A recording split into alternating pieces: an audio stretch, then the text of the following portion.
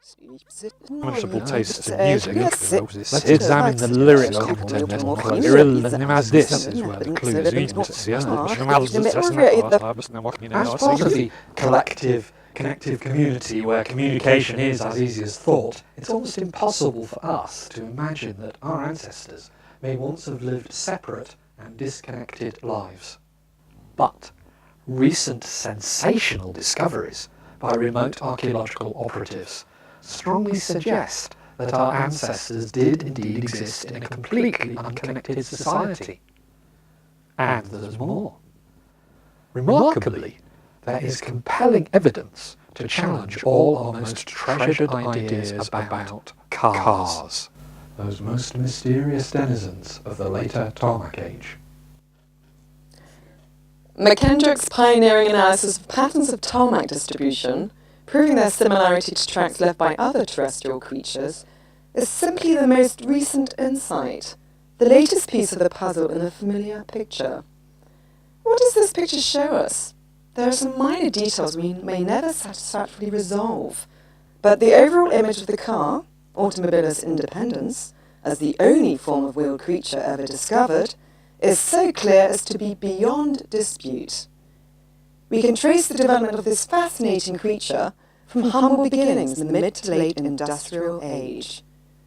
There's some dispute as to what these primitive early forms should be called, but it is now widely accepted that they were, to some degree, dependent on a symbiosis with humans, a relationship which eventually went horribly wrong, as we shall see. The most obvious leap forward for the species was the development of the capability for independent movement, and this led to a radical shift in the balance of power in the relationship between humans and cars. Documentary evidence is in short supply, but these fragments of both text and image are often interpreted either as religious texts produced by the cars themselves, or more tellingly, as a primitive form of magic or charm employed by an increasingly desperate human population.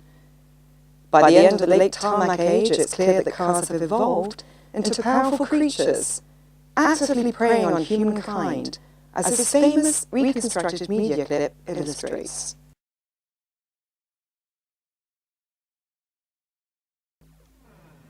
It's become such a familiar image. Voracious car as predator, unfortunate man the luckless prey. But is that really what we're seeing here? What else could be going on? It's perhaps too early to be completely confident, but there is one vital clue that points to a very different interpretation. Unlocking the secrets encoded on this fragile strip of primitive media, the only one of its type so far recovered from an automobilist site, presented some major challenges for the team. But once it was realised that the ancients had used a simple magnetic system, now corrected for shifts in Terra's magnetic field, of course, it was possible to build a device to unencode the media. And then, what a shock to the first human ears to hear this content in 1,000 years.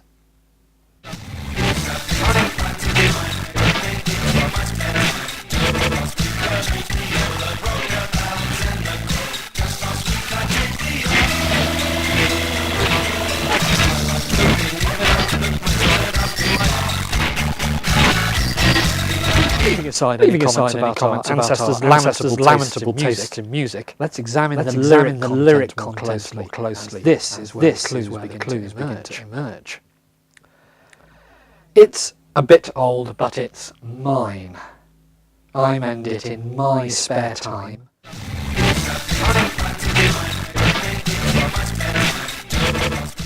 And I like driving in my car. All of this is suggestive, but not conclusive. After all, the intention could be humorous or ironic.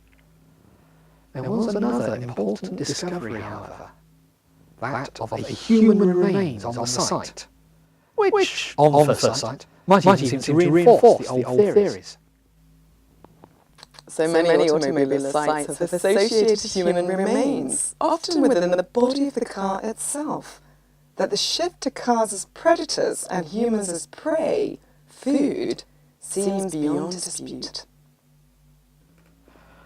The soil was scanned and an excess analysis performed, and this overlay shows the most likely position of the human remains within the car. Exactly what might be expected according to conventional ideas, but then the team looked closer and found something stunning. This apparently simple piece of metal holds the key to this puzzle in more ways than one.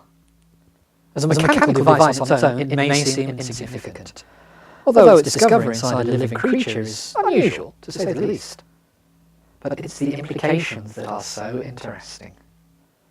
A moment's thought will show that the presence of a security device, however crude, clearly implies ownership. That the thing to which the device is applied is owned, controlled, by whoever holds the key. That key that was found so near to the hand of the human. Clearly, it's time to re-examine our ideas then. To accept the possibility that this is not an image of free-roaming creatures, but the purposeful movement patterns of things owned and controlled by us, or by our ancestors. This could still mean a type of symbiosis, of course, but wouldn't it make more sense to examine the possibility that these things were exactly that? Things. Manufactured devices. Not autonomous creatures. Devices made and controlled by our ancestors. True, it's a bold speculation, but it would explain a lot. Although, frustratingly, we are still no nearer to answering the biggest question of all. What happened to them? Creature or constructed device? What was it that finally caused their extinction?